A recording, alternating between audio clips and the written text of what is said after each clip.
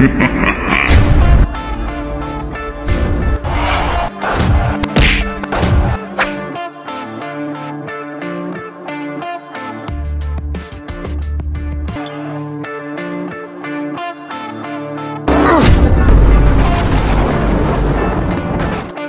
masusubok ang galing ng mga Pinoy boxers mga bro pag idayo na ito sa ibang bansa na kung saan makikipagbakbakan sila sa pinakamalakas na hometown boxer.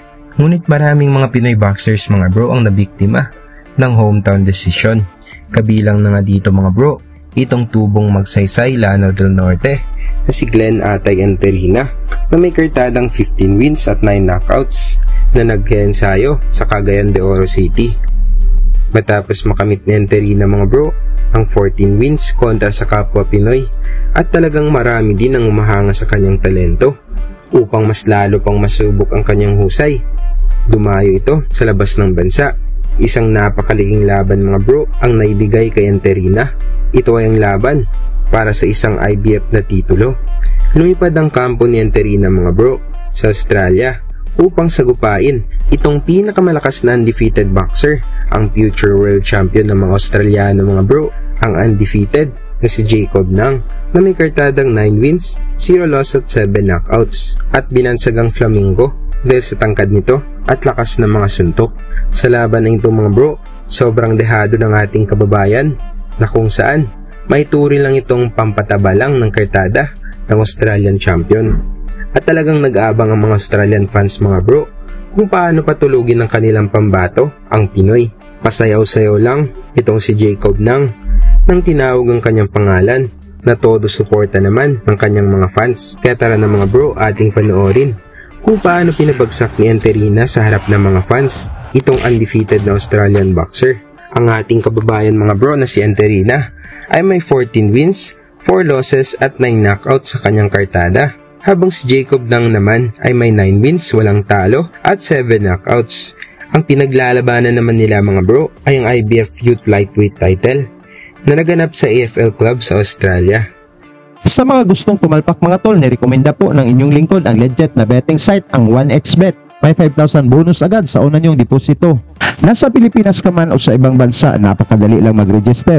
I-click nyo na lang ang link na nasa description at nakapin sa comment section. Gamitin nyo lang ang promo code na 1XA3TV upang ma-avail nyo ang 5,000 bonus sa una nyong deposito. Dito pwede kang tumaya sa paborito mong sports gaya ng boxing, PBA, NBA, MPBL at marami pang sports. Dito sa 1xBet mga to, may 5,000 bonus ka na, napakadali pang mag-withdraw. Pwede mong gamitin ang GCash, Paymaya, Crypto at dapat maging responsable lang po tayo sa pag-bet. Sa panimula ng laban mga bro, maagang umatake ang ating kababayan. Pininterian nito ang bodega ni Jacob Nang.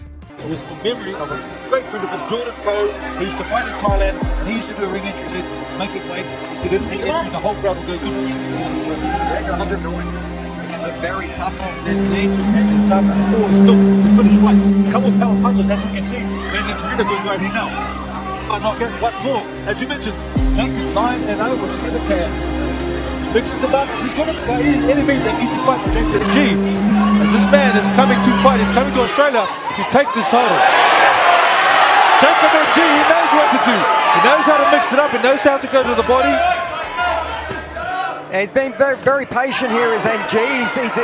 He's copping a lot of punishment here, or not a punishment. He's taking a lot of punches on his gloves, but waiting for himself. Just very patient, waiting for those openings before he throws his Look at the start of the fight. He's going to watch those long punches, which is obviously what he's doing here. He's going to hold his going to start walking him back, and this will dominate in 3-4 rounds. It's going to be very dangerous. At his range, once he finds his range, he'll be okay, but it's going to be hard against this man, especially early in the fight. He's always in your face, looking to take your head off. It looked like he had him hurt that knife when he had him against the rope. The right hand let him. Activity now, boys, here in Australia, especially coming into the lightweight division, so that's a big thing. It's a big thing.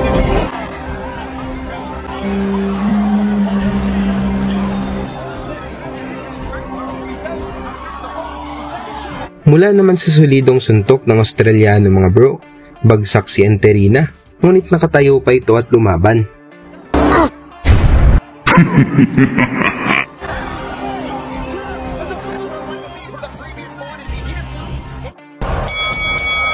Jab, looking to land that right hand. Yeah, everything's going to start off that jab, especially when he holds all those advantages. He's 181 centimeters tall as a lightweight. Yep. And you look at him, he's going to slip frame, but he does deliver power. He's going to survive it. Mula naman sa malakas na kanan na binitawan ng ating kwambato mga bro na si Enterina, bagsak si Jacob Nang dito sa second round, ngunit nalampasan pa nito ang bilang ng referee.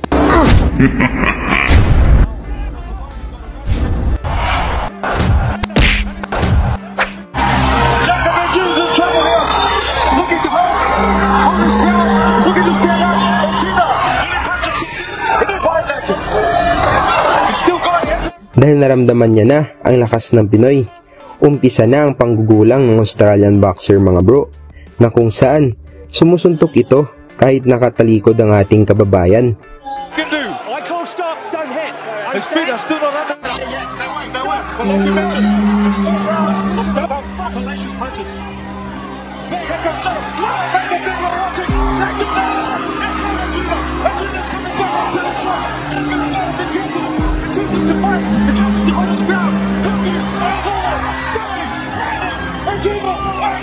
Chooses to hold his ground, confident as always, throwing, landing, Enterina wearing some shots, he's got him on the ropes.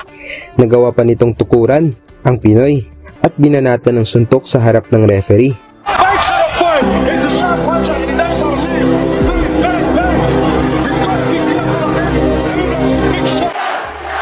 I still don't know if he's recovered well, he's still got to be careful. Hands up, it's good to see. What you got, Nathan?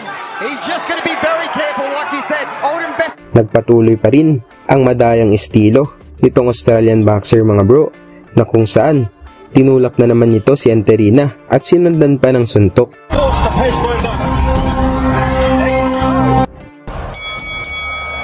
Mas lalo pang uminit ang palitan ng mga malalakas na kombinasyon galing sa dalawang boxers na ito na gustong makakuha ng impresibong panalo.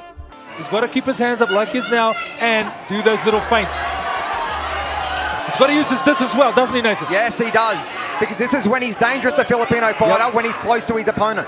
You know, the Flamingo, he's got to be patient. He's got to start sticking with the jabs and make his fighter his hands up. I'd like to see a few feints too, Nathan. Yes, he can't be rushing in like he just did before. He got away with it that time, but he might not get away with it next time. But we know he's a fighter. He's Thailand, he's grown up fighting, and he loves it. He loves to mix it. He loves combinations. Two to the body, one over the top. Here comes Enterina with his own right uppercut. Both fighters looking dangerous, Nathan. Mapapansin natin dito mga bro na tinukuran na naman ng mas matangkad na si Jacob Nang ang ating kababayan. Ngunit si Enterina pa ang nawarningan ng referee. As does Jacob NG. Both of these guys bringing out the best of each other. As the mouth guard of NG falls out of his mouth. Wow, this is an action-packed third round. Everyone can just breathe for a second. It has been that action-packed, I think people have forgotten to breathe.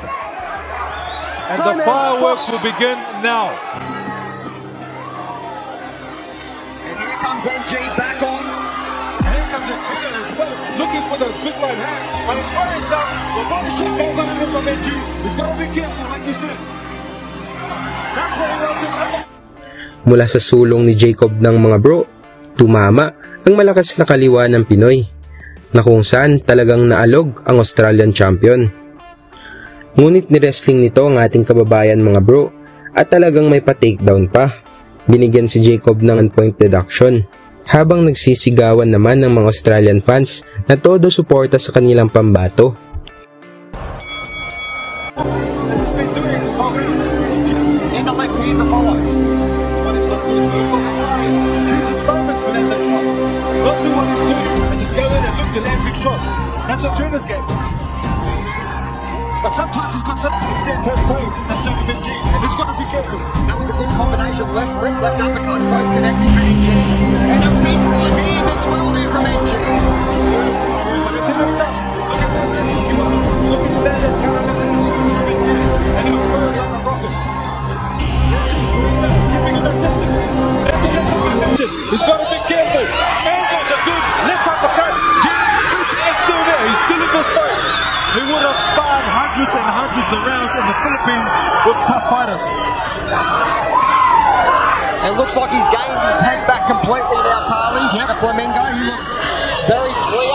The clarity's there. I must say, same with Venturina, and he's taken a lot of shots, but he's still there, and he's still dangerous. Look at the poker face on this man. He walks right up. He wants to throw those big punches again, but he's wearing a lot. His attack is better than his defense. NG's defense is holding up so far. It's doing good. Beautiful uppercut. An uppercut's the punch that's hard to take for most people.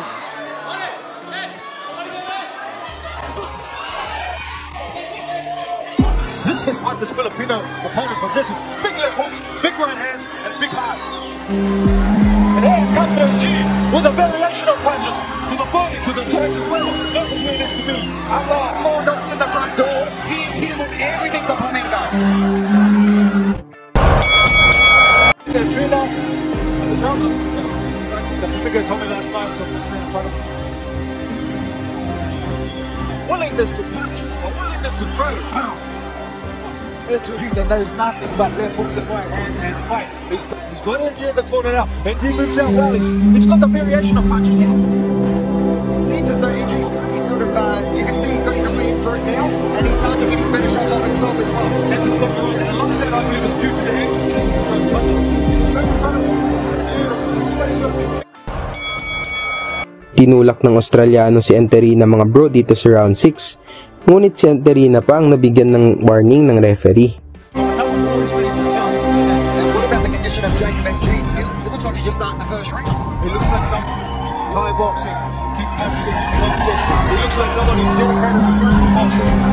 He's standing as a trainer. They just start firing, starting to warm up. Here comes Enterina again. They're slowing down the corner. The couple attacks are working for NG. He hits it once, takes up long, is paying plenty of dividends. I don't think he needs to, or I don't think he should be. Like what I'm seeing in there, leads with a right hand uppercut. I'm always a bit worried, especially with a bomber. You know what I mean? Exactly. Well, when you're leading with a right hand uppercut, Jabs in, nice with that. Back to orthodox. He's throwing punches. Martinez on the ropes. We know that left hook will come, but here comes the Flamingo. He's pouring it on the Flamingo. Dinner's still fresh. He's got it. He's still dangerous.